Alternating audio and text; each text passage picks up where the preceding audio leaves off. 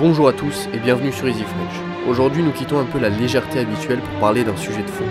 Un sujet qui touche la France à l'heure actuelle. Je veux bien sûr parler de l'attentat à Charlie Hebdo. Nous nous sommes donc rendus à Antibes, près de Nice, au lendemain des événements, pour tenter de comprendre l'impact et le retentissement de ce cataclysme sur les gens.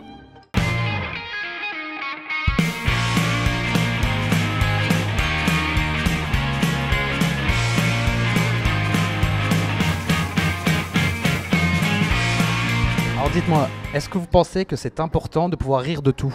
Très important. Trop important. Il faut savoir rire de tout et il faut rire de tout. Et en même temps, il faut faire attention avec qui on rit. Il y a des gens qui ne vont pas accepter, ça ne veut pas dire que c'est bien ou que c'est mal, c'est juste qu'il y en a qui ne peuvent pas voir la vérité en face, tout simplement. Alors oui, on peut rire de tout. Dans la mesure où on sait rire et on connaît l'humour, on peut rire de tout. Après, tout est question de moment et de... Plus le moment est tendu, moins le rire est facile. Donc il suffit d'avoir une bonne écoute, et une bonne intelligence, et je pense que oui. Je pense que la dérision et l'autodérision, c'est à la portée de tout le monde. Est-ce que vous pensez que la façon dont Charlie Hebdo a de rire de tout est mesurée? Bah pas tout le temps, non. Pas tout le temps. Effectivement, par rapport à certains articles qu'ils ont sortis, certaines images, c'était à mon sens très déplacé et très humiliant pour les gens qui ont la foi et très blessant même. Ça peut être blessant. Et donc vis-à-vis de tout ce qui a pu se passer hier à Paris, dans les studios de Charlie Hebdo, qu'est-ce que tu en penses, toi? Ce que j'en pense, moi, je suis pas du tout pour ce qui s'est passé. Je suis pas du tout avec ces gens qui ont tué impunément 12 personnes. Mais d'un autre sens, je suis pas non plus avec Charlie Hebdo parce que je cautionne pas tout ce qu'ils ont fait non plus. Donc je suis ni avec l'un ni avec l'autre et ce que j'en pense, voilà. Je suis plutôt d'accord. La presse satirique française, sans tabou quand il s'agit de moquer pouvoir ou religion, est une tradition remontant à la Révolution. Charlie Hebdo, sauvagement frappé par un attentat sans précédent, en est l'héritier, à l'instar du Canard enchaîné ou du défunt Harakiri. Maître de l'ironie et de l'humour noir, Charlie Hebdo et le Canard enchaîné, titres les plus emblématiques de la presse satirique française actuelle, sont dans la continuité d'une presse profondément libre de dire ce qu'elle pense et complètement anticléricale, ayant connu son zénith au XIXe siècle. La vraie filiation de Charlie Hebdo, c'est l'assiette au beurre.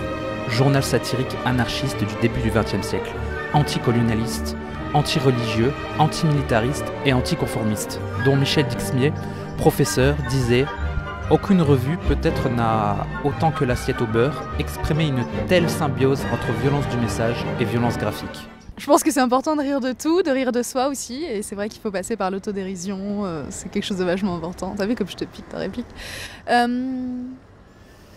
Et voilà, et malheureusement, ce qui se passe aujourd'hui, c'est que je pense que les gens perdent leur humour, ouais. Il y a beaucoup de gens qui deviennent trop sérieux. Après, effectivement, l'adaptation, si on reprend le Charlie Hebdo, c'est vrai qu'une image peut déranger une religion, ou du moins un parti politique ou autre chose, mais je pense que finalement, oui. Ouais, le rire, c'est facile. C'est ce qui nous détend. Il paraît qu'on rajeunit quand on... Regardez, 87 ans, je ris tous les jours. Non, je pense que oui, on peut. C'est pas si difficile que ça, au contraire. Donc aujourd'hui, on voulait savoir ce que toi tu penses de Charlie Hebdo. Qu'est-ce que ça représente pour toi? Charlie Hebdo, c'est la liberté de la presse. C'est un journal. Mon père était journaliste, donc je vois son métier. Je l'ai vécu de jour en jour. Je le voyais travailler tous les jours pour amener son œuvre. Lui, c'était pas du tout des caricatures. C'était pas du tout. C'est un journal de pub. C'était pour faire la pub de la région où on était. Mais Charlie Hebdo, c'est la même chose. C'est la liberté de s'exprimer. C'est la liberté de pouvoir dire ce qu'on pense. C'était un jour, moi je suis en plus de gauche, donc mon père m'a toujours appris à lire Charlie Hebdo. Il m'a dit, tu sais, Charlie Hebdo c'est la base, tu regardes, c'est de l'humour, nous on rigole toujours en famille en le lisant. Donc même quand j'étais petit, je connaissais déjà Charlie Hebdo. Et c'est toute une vie, c'est la caricature, il y a plein de gens qui sont nés avec et qui maintenant voient ce que c'est devenu. On voit les petites mamies des fois que moi je croise dans la rue depuis ce matin, parce que j'ai mon panneau, je suis Charlie, donc j'interpelle les gens. Et je vois des mamies qui viennent me voir et qui sont presque en pleurs en me disant j'ai connu depuis toute petite, je les ai vues grandir, j'ai vécu avec et les voir mourir comme ça, c'est dégueulasse. C'est le signe de la République, c'est même pas Charlie Hebdo qui a été touché, pour moi c'est la République. On n'a pas tapé sur Charlie Hebdo, on a tapé sur nous, sur tous les citoyens. Charlie Hebdo, ce sont des gens qui étaient très sympathiques, qui étaient caricaturistes, disons, qui déconnaient sur l'un et sur l'autre, aussi bien sur n'importe quoi. C'est très très sympathique ce genre de critique. Et puis en plus, il faut garder nos libertés et notre démocratie que nous avons en France, et dans l'Europe, et dans le monde.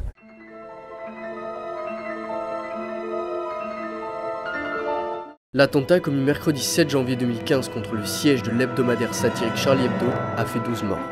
Si les journalistes et dessinateurs du journal satirique étaient les cibles premières de l'attaque, un agent d'entretien, des policiers, une psychanalyste, un visiteur, un correcteur et un économiste ont eux aussi péri dans l'attaque. Nous allons parler en détail de 4 caricaturistes et de leur œuvre afin de vous montrer à quoi peut ressembler le style de Charlie Hebdo.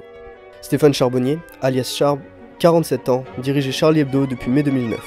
Il maintient la ligne éditoriale de l'hebdomadaire. En 2012, il reçoit des menaces de mort après avoir publié des caricatures du prophète Mahomet. Le dessinateur, qui vit sous protection policière, déclare « Ça fait sûrement un peu pompeux, mais je préfère mourir debout que vivre à genoux ».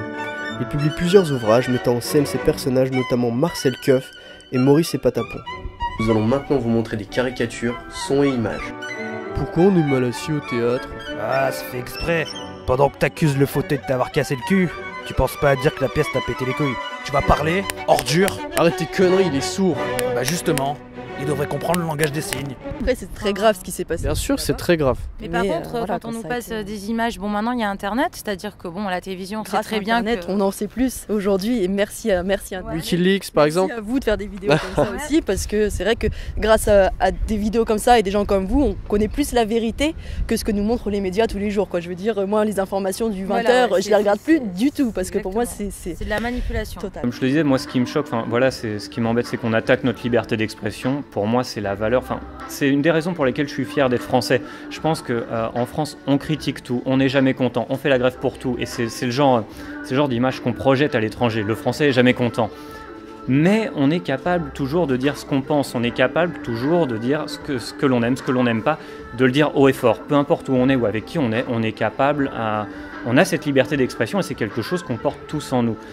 Et moi, j'ai l'impression que ce qui s'est passé avec Charlie Hebdo, on est en train de toucher cet aspect personnel que nous, qu'on a dans le sang, qui doit venir certainement de nos ancêtres, etc., et de l'histoire de France, la Révolution, etc. J'ai peur qu'on nous prenne ça. Mais j'ai aussi peur des réactions qui peuvent être suscitées en France, en Europe et à l'étranger, parce que il y a beaucoup de gens qui parlent de l'amalgame qui peut être fait entre musulmans, islamistes, terroristes, etc. Et j'ai peur qu'on parte sur des extrêmes. Je vois qu'il y a une montée de l'europhobie aussi qui me fait peur. Il y a des gens qui se mettent à dire qu'on devrait quitter l'Europe. Il y a le Royaume-Uni qui parle de quitter l'Europe. Je pense que c'est pas la bonne chose. L'Europe, c'était un système qui était beau, on était tous unis. Et là, j'ai l'impression que tout est en train d'éclater. Les valeurs qu'on avait, dont la liberté, qui pour moi est la plus importante, la liberté d'expression, j'ai peur que tout ça, ça soit vraiment mis en danger. De toute façon, le combat, on va dire, commence par nous, hein. Je veux dire, même par la jeunesse aujourd'hui, parce que c'est eux qui ont plus la facilité d'expression et de dire merde quand il a envie de dire merde, qu'effectivement les adultes qui sont maintenant dans leur boulot, leur quotidien, qui savent qu'il faut faire comme ça, parce que sinon, ça va pas le faire pour eux par la suite, qui pensent vraiment plus à leur lendemain, alors qu'un jeune, c'est l'impulsion, quoi. Il y va et puis il se prend pas la tête. Donc c'est ça qui est bien, et c'est pour ça que moi, c'est en la jeunesse que j'ai foi, et c'est en eux que je crois, parce que je me dis que s'il y a bien quelqu'un qui peut soulever tout ça et faire changer les choses, c'est les jeunes. C'est les jeunes, parce que c'est... Mais encore faut-il être unis, et c'est ça qu'on a perdu finalement aussi. Et moi j'aimerais bien voir les gens un peu plus unis. On est dans un monde individualiste. Maintenant on est assez éveillé, il y a assez de moyens de communication et d'information autres que la télévision pour aller chercher aussi les choses, et même sans aller chercher des fois, ça arrive, moi je prends l'exemple de Facebook, je partage plein de trucs, tu vois, pour me dire, tenez, ça peut être intéressant de regarder aussi ça, de faire votre opinion à ce niveau-là et tout. Et rarement tu as des commentaires.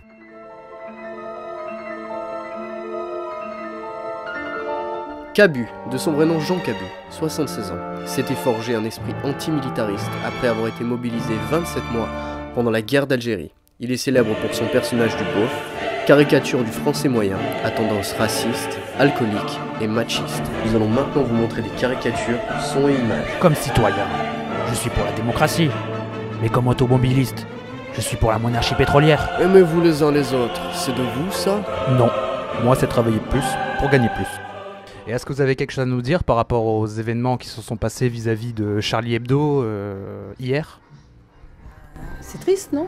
C'est triste de tuer des gens comme ça, de pouvoir avoir la force ou l'imbécilité ou de rentrer dans un endroit, de tirer sur des gens, de s'échapper, en oubliant sa carte d'identité d'ailleurs. C'est très triste et puis c'est pas très joli. Et c'est pas bien pour les musulmans non plus parce que maintenant tout va se mélanger, ça va être la panique. Sinon, qu'est-ce que tu penses des événements qui se sont passés hier, justement à Charlie Hebdo? Eh ben, je trouve que c'est horrible ce qui s'est passé. Effectivement, je trouve qu'il n'y a pas pire que de tuer quelqu'un, surtout pour des idéaux qui divergent alors qu'on pourrait s'entendre. On est tous humains. Mais ce que je trouve aussi, c'est que c'est très beau que la France se soit mobilisée, qu'on ait tous passé des messages sur Facebook, qu'on ait fait des rassemblements. Certains devaient porter un bandeau noir aujourd'hui. Il y a une minute de silence, deuil national, tout ça, c'est vraiment quelque chose de bien. On est solidaires. Après, moi, je trouve qu'il y a des milliers d'enfants en Afrique et en Inde qui meurent tous les jours et eux, on s'en fout parce qu'ils sont pas français et parce qu'ils passent pas aux infos. Donc je trouve ça dommage que ça marche seulement pour 3 personnes qui sont mortes en France alors qu'il y en a beaucoup ailleurs qui meurent. Tout le monde a le droit d'exprimer sa religion, mais calmement, sympathiquement, gentiment, et puis voilà. Le pape l'a dit lui-même. Le pape François a dit lui-même qu'il fallait une certaine tolérance dans les différentes cultures, c'est normal. Et le respect envers chacun, bien sûr. Et le respect envers chacun. Voilà, le respect envers chacun. Tout le monde a le droit de vivre sur cette terre, en synthèse. Hein, les noirs, les blancs, tout ce qu'on veut. Bon, voilà. La terre a été faite comme ça, et elle est sympathiquement faite d'ailleurs. Et puis voilà, il faut vivre comme ça.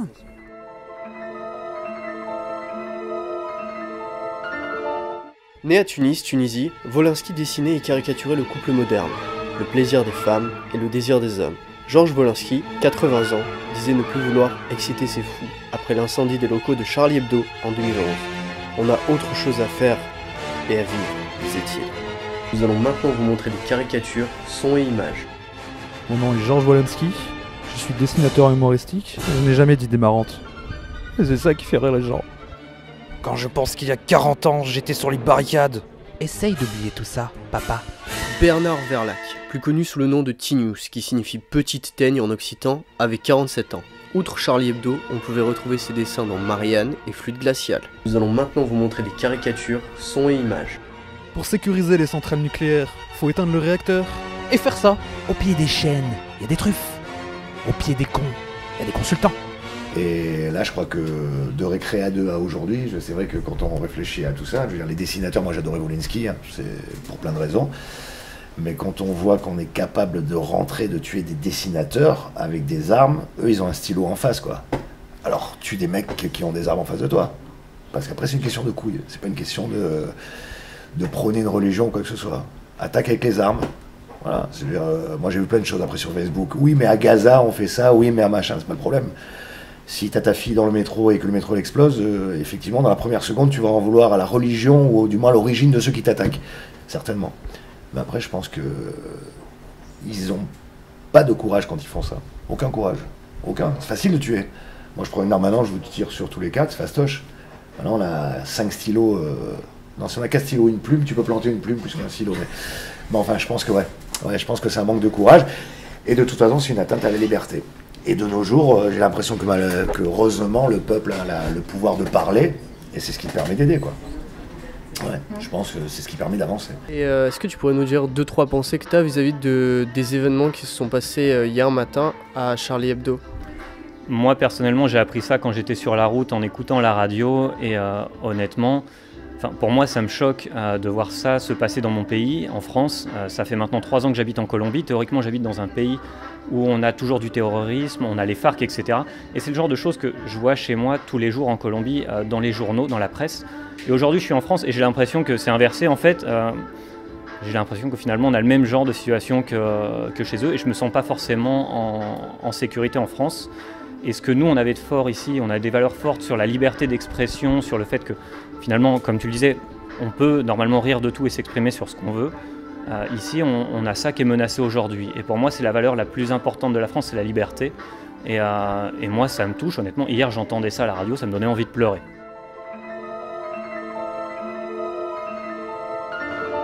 Libération publie des réflexions de plusieurs dessinateurs du journal.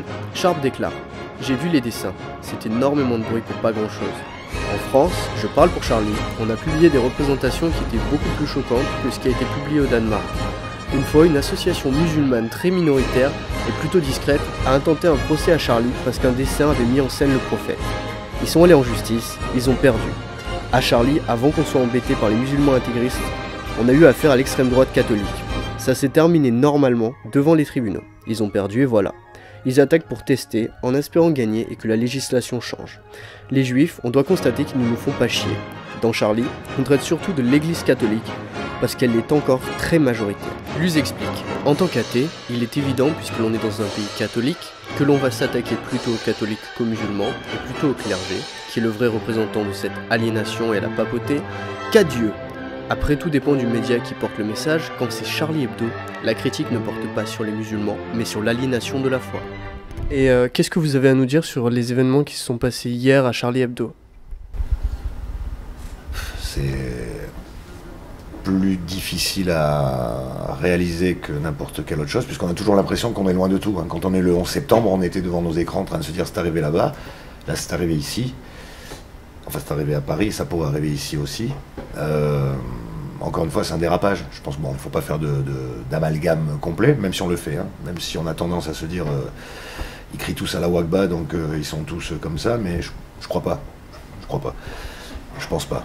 Mais là, je pense qu'on a eu une atteinte à la liberté d'écriture et de pensée qui est pire que tout. On attaquait aux États-Unis un peuple, on attaque là la plume. Et dernière petite question, est-ce que ça t'étonne que ça touche le monde entier finalement? Ah non, c'est pas étonnant, on est tous solidaires. On aurait attaqué des personnes qui n'étaient pas connues, on n'aurait pas attaqué un journal, ça aurait été complètement différent. Mais là, en s'attaquant à un journal, on s'attaque au monde entier.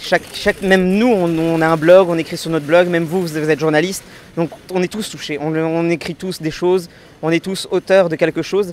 Et le fait que des auteurs d'un simple papier, d'une simple caricature soient mis à mal, c'est écœurant. Moi, ce matin, hier, j'ai pas réussi à exprimer ce que je ressentais. Là, ce matin, j'ai lâché des larmes en me réveillant parce que je m'en suis voulu. Je me suis dit c'est un cauchemar, c'est toi qui as imaginé ça, c'est pas possible. Et quand j'ai regardé mon téléphone, que j'ai vu que c'était bien réel, j'avais tout simplement vraiment envie de pleurer en me disant c'est un monde de merde. Comment des gens puissent attaquer à des journalistes alors que voilà, ce ne sont que des journalistes. Ils ont comme arme un crayon et une feuille de papier, un stylo, et leur répondre avec des balles, c'est totalement ignoble. Donc vous n'êtes pas Charlie toutes les deux? Non, désolée pour ceux qui le sont, mais non, on ne l'est pas et je l'assume pleinement. Comme tout le monde, tu n'es pas Charlie, enfin voilà, moi je suis Jen, c'est Fanny. Totalement. Et on devrait tous penser comme ça, avec nos propres idées, voilà. Qu'on soit touché et que ça nous blesse, c'est normal, voilà. Mais je pense qu'il y a des choses beaucoup plus touchantes et beaucoup plus blessantes au jour d'aujourd'hui. 12 personnes, pour moi ça vaut pas les 2700 personnes qui sont mortes aujourd'hui pour défendre leurs droits territoriaux. Ça c'est sûr. Quand on parle, je parle au niveau de la Palestine, hein, bien sûr, qui eux défendent pour leur pays et qui meurent chaque jour innocents et personne, enfin si des gens heureusement pleurent pour eux, mais pas autant que là pour ce qui s'est passé hier, quoi. Ça prend des ampleurs mondiales qui sont disproportionnées à mes yeux. Que le monde entier parle de ça alors qu'on parle pas de sujets très importants comme par exemple les morts en Syrie, la Palestine, la guerre entre les... Tous ces pays dans les guerres, parce qu'au final on parle de Palestine, de Syrie, tout ça, mais c'est dans le monde entier, dans tous les pays les plus pauvres et les plus démunis, et au final ceux qu'on n'entend jamais, c'est la guerre partout chez eux. Ils souffrent tous les jours, ils meurent de faim tous les jours, et pourtant, il n'y a pas 3000 personnes, 10 000 personnes, 20 000 personnes qui vont manifester pour eux et qui vont donner de l'argent pour ces gens-là. Moi, je trouve qu'on a le droit de rire de tout, même si ça ne plaît pas forcément à tout le monde. Ah, mais vous savez, je veux dire une chose. Moi, j'ai 72 ans. Et dans la vie, on n'est jamais d'accord avec trop. Hein, même quand vous regardez l'Assemblée nationale ou les différents politiciens, ils ne sont pas d'accord. Mais seulement, ils discutent pour être démocratiques. C'est-à-dire avoir une synthèse qui soit objective en fonction des besoins de tout le monde. On ne peut pas être d'accord tout le monde, c'est pas possible ça. Mais on peut quand même être raisonnable et accepter les idées de l'un et de l'autre. Voilà, c'est ça, je crois que c'est ça la démocratie.